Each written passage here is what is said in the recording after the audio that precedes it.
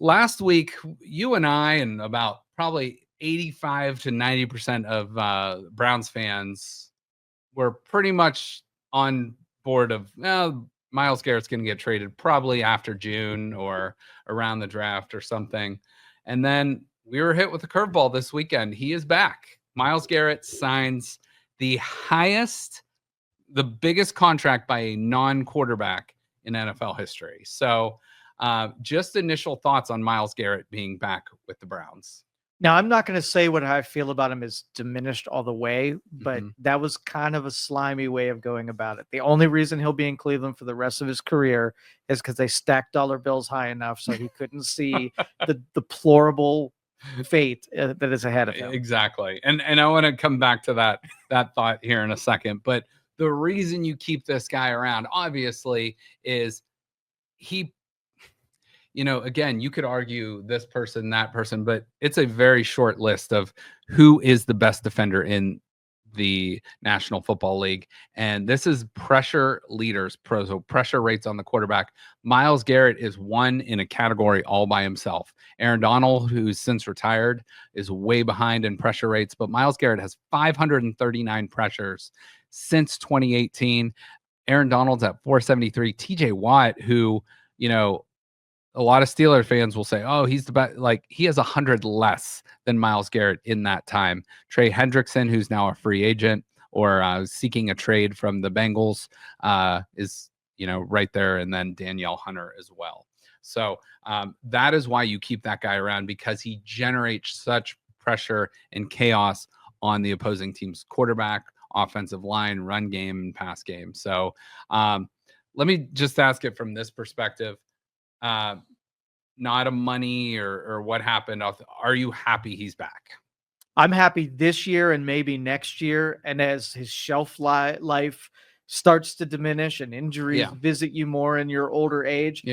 3 years from now, I might be like, here's another big anchor on our balance sheet. Exactly. Well, and I'm glad you went to the contract, because I'm going to show you what those numbers look like right now. So Myles Garrett, again, the highest paid non-quarterback in the league, $40 million annual salary. Here's the big kicker in this, I think, though. And this is where Myles Garrett gained a little bit of leverage.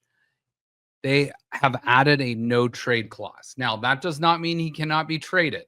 What that does mean is he can only be traded to a team he wants to be traded to.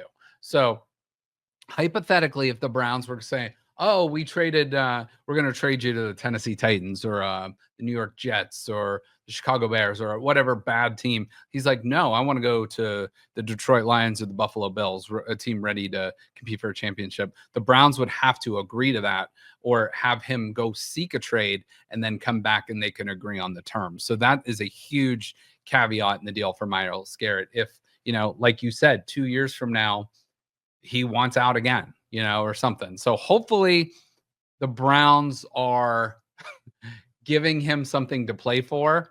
But I don't know. It's like, was it just the money or is it 100% the money? So Joe thinks it's all the money. So he was psychologically gone out the door, burning bridges, hurting feelings. Yeah. Like he pictured himself not being there.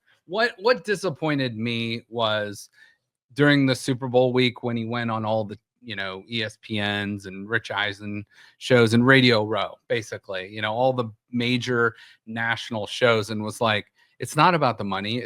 I want to be traded to a team to compete for a Super Bowl. It's like, well, so 4 weeks ago, you thought the Browns weren't in that camp. Then you sign a new contract. So what has changed since then? Nothing except for dollar bills, like the Browns with Myles Garrett are obviously a much better team. But if the Browns were to have offloaded him, I'm not worried about the salary cap, but like if the Browns were to offload him, they could have accumulated a ton of draft capital to then, invigorate that team for maybe you struggle for a couple more years. But this keeps the Browns at least at the forefront of competing and being there. But there's still that huge missing piece of a quarterback. Now, when Andrew Berry met with Myles Garrett, he say, well, we're going to bring you in a Super Bowl champion quarterback. And who would that Super Bowl champion quarterback be? Kenny Pickett. So I am guilty of having made a lot of Kenny Pickett jokes over the last couple years based on, everyone said his hands are super small. So you always see him wearing gloves.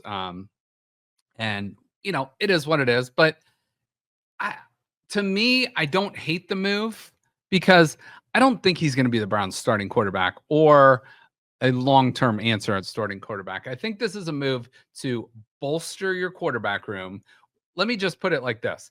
DTR or Kenny Pickett, who would you take? Kenny Pickett. Yeah, Kenny Pickett all day. This guy was a first-round pick, just about 3 years ago, the number 20th overall pick. So you're basically trading DTR in a fifth rounder for some upside or maybe a decent backup quarterback. So I'm as guilty as anyone is making fun of Kenny Pickett, but I think this guy right now is an upgrade, big time upgrade over DTR. As long as it's that third spot. If he stays in that third spot, I'm good. So that would be ideal because really, I think he's making like $2 million, which is a lot for the average person, but that's not much in the terms of the NFL salary. So you take a guy like Kenny Pickett, maybe you bring in, I'll show you some of the quarterbacks that are still available. Maybe you bring in a Joe Flacco, or maybe you bring in a Gardner Minshew, your boy. Dude, I'm done. If that happens, I'm done for the season. Joe does not want Tyler Shuck on the team, and he also does not want Gardner Minshew. So we'll see. Nothing has come up of late, but we'll see. But there's Joe. There's your image of, was it just about the money? And I think we can all agree. I think a lot of it had to do with the money. By the way, that's an AI generated image from Grok.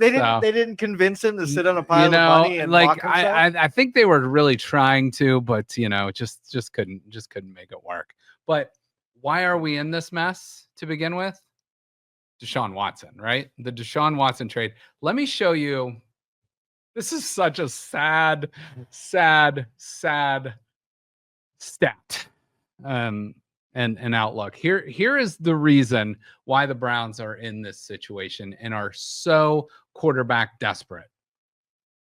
Since the trade, he has played in 3 seasons 19 games total. So one full season. So basically 1/3 of one-third of his contract he's played. 51 games missed if he misses all next season, which he's going to do. With that double torn Achilles. So in 19 games, he's averaging 1 touchdown per game. He's got 19 touchdowns and 12 picks, 3,365 passing yards, and an 80.7 passer rating. And I just looked up because I was curious, what's the league average? And it's somewhere between 90 and 95. So he is a below average NFL quarterback over the past 3 years, and he has missed nearly 3 times as many games as he's played. So that is what we gave up for 3 first-round picks. I think a 3rd rounder and a 4th rounder.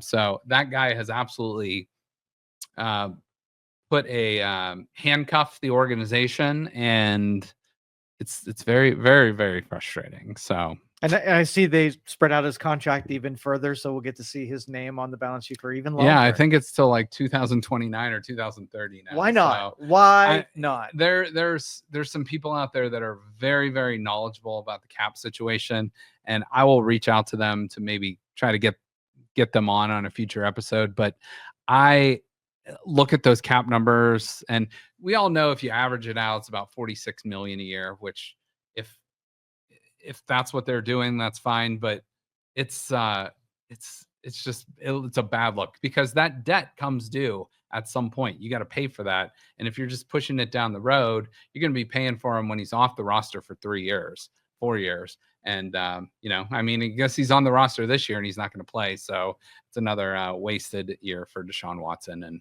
I think his years, his best years are obviously behind him, but I think his days as a Cleveland Browns quarterback are over. He'll be on the roster, I think he's going to be on the roster this year and next year, but I don't think he's going to ever play a game again. So Hope so. we'll see.